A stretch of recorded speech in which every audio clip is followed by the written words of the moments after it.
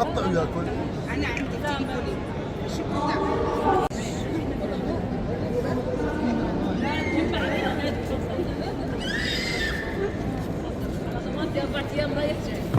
افتحي لي لا يطلع لي هذه خساره بعدين ها.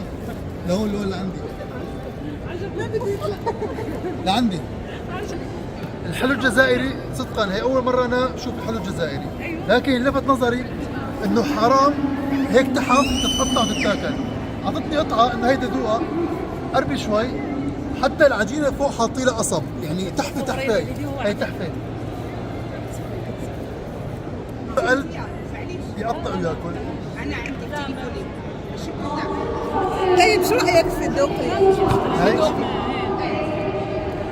شكل عاود انا في عاود والله رجع ما بترجع.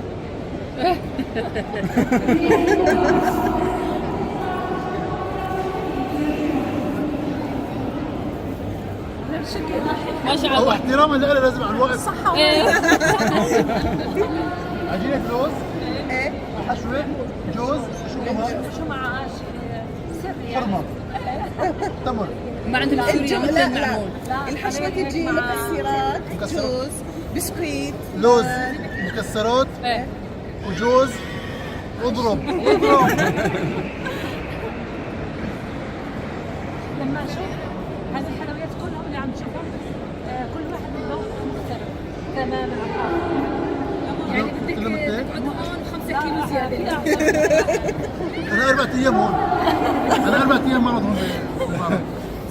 تعطوا الجنسية الجزائري لأستاذ علاء؟ تعطوا الجنسية الجزائرية؟ صدق هلا اهل الجزائر هلا في هيدي الطاوله كمان اكل جزائري. لا وقفت عندها تقريبا شي 10 دقائق، كمان شي بدها نفس الشيء. بشكل عام انتم بالجزائر هيك الاكل عندكم ولا بس عندنا معرض؟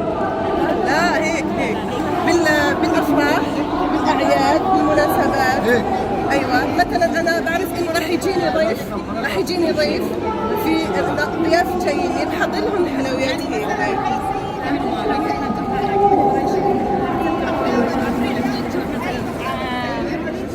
اعتقد شوفي